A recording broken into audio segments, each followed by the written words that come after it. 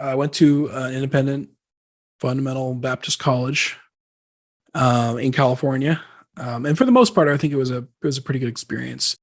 It was definitely it was unique and very in a lot of ways. I tell people about it now, and a lot of people are just like flabbergasted. Like they didn't stuff that to me was normal because I grew up in a very strict, and conservative home. Um, so Would would you be it cool wasn't. with would you be cool with sharing like a couple of those things? Oh yeah, so dorms were not co-ed. They were, one sex only. We had curfews, so you couldn't stay out later than I think it was about 10:15. I think was the average curfew. You had to be in your dorm. There was no internet on campus. You couldn't watch any type of movies or TV. Um, music standards were very strict. So if you wanted to listen to Southern gospel music, like the Gaithers were not an approved type of music. So that meant that anything, further afield of the Gaithers, like Michael W. Smith, a lot like the old school CCM was certainly not allowed either. So yeah, it was.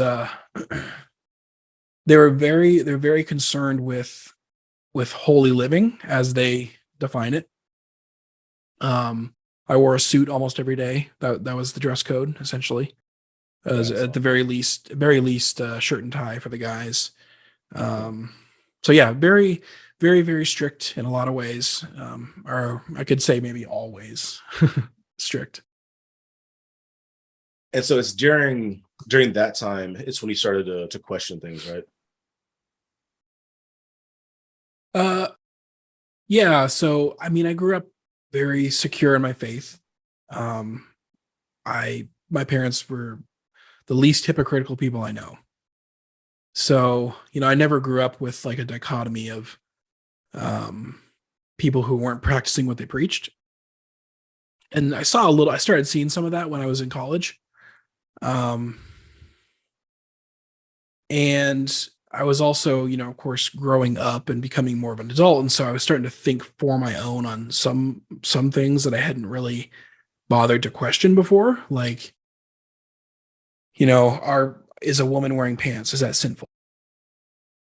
Like that's something that I grew up with the teaching that basically it was probably sinful at the very least. It wasn't desirable, and you shouldn't do that. Um, any alcohol consumption was sinful.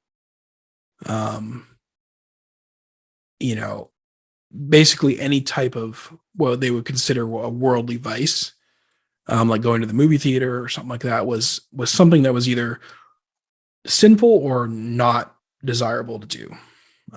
Worldly, they would term it, or carnal. So So would listening to the Gaithers be sinful or not desirable? I don't know if they really defined it, but Okay. they really, some of them had a real issue with rock music, and they use rock music as a very broad term. Yeah. So anything modern, essentially. Um, you know, the Okay. most commonly used instrument for congregational accompaniment, and that or at least at the time, it may have changed a bit since I've been there. Was the piano. The piano is the instrument of choice for playing along with hymns and that sort of thing. So that's really as frisky as you get. You don't delve into much else.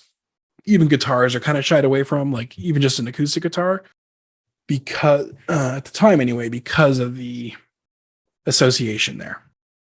So you could Okay. use other stuff, violins, cellos. You could use certain percussion, like a timpani, if it's in an orchestral setting, but A you would what? never see. What's that?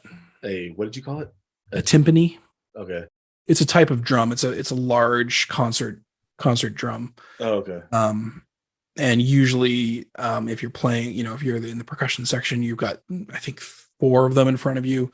They have different tones. They play different notes essentially. So you play certain ones at certain times.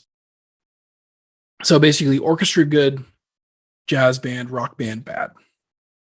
That's kind of the dichotomy there. And so like you start questioning all the rules that they have. Mm. Yeah, I'd say I questioned a lot of them, Okay.